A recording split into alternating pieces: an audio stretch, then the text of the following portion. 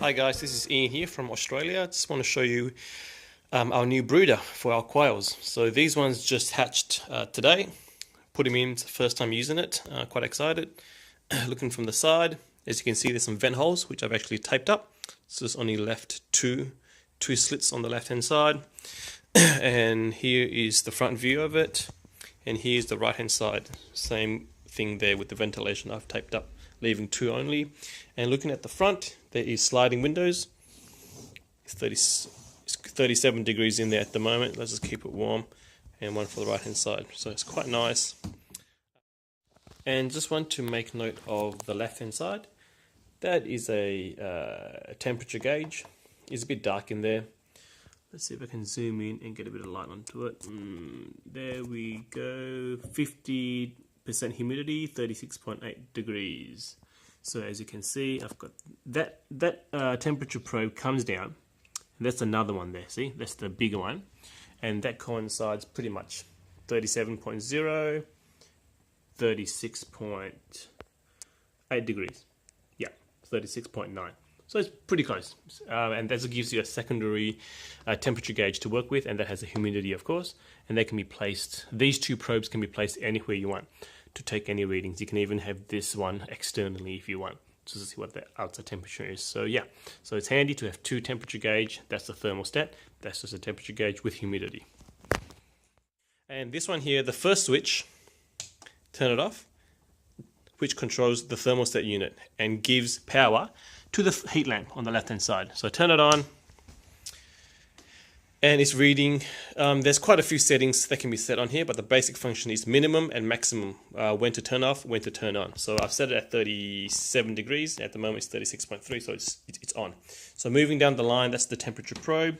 Temperature probe goes all the way, and I've left it on a bit of a tape, so it's off the ground, so that the quails don't poop all over it and dirty it. So that is that. And the middle switch controls the light, and the last switch, there is a socket on the right hand side that's spare.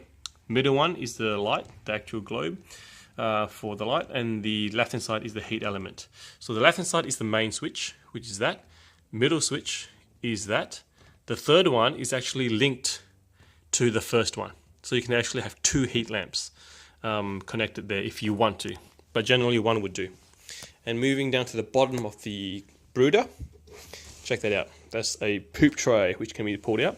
Now at the moment, because the quails are only, a few hours old, maybe 3 or 4 hours old, I want to show you. Okay, here we are again.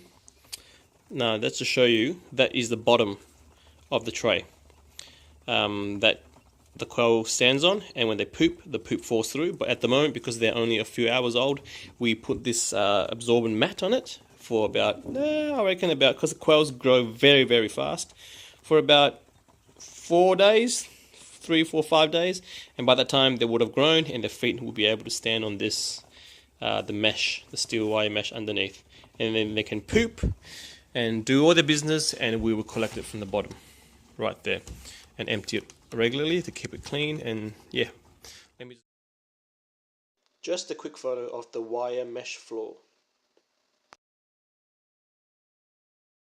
Having shown you guys the basic operation of the brooder here, it can be suited amongst many animals, whether it be birds, quails, little baby chicks. As long as you need something to keep it warm, a brooder, this is perfect. It keeps the manure, keeps the place clean. The manure drops all the way to the bottom, can be opened up like that to be cleaned. You can even line that with a bit of sawdust, etc. The material this is actually a foam core sandwiched. It is very sturdy, all right, and it doesn't weigh a ton. As you can see, that is just one my hand lifting it up. But yeah, it's very light compared to, let's say, if this was chipboard, it would weigh a ton. It'd be very heavy, but no, not this. This is actually very light and perfect for the job. So the size of this can be customized, any length, any height, any width, any depth, and the glass would suit accordingly as well. So yeah, overall this is our first run of it, our first production run, and we're very happy with the results. The actual tray, as you can see, we actually added that on top when we were making it. So this way it will ensure that the poop will not go past it and onto the frame. Because once the poo gets on the frame, the poop is going to be another cleaning thing that we have to attend to. But nope, we'll keep it a barrier within the wire mesh, which is smaller than the perimeter of this. So that ensures all the poop goes onto the tray and not dripping or hitting any other parts.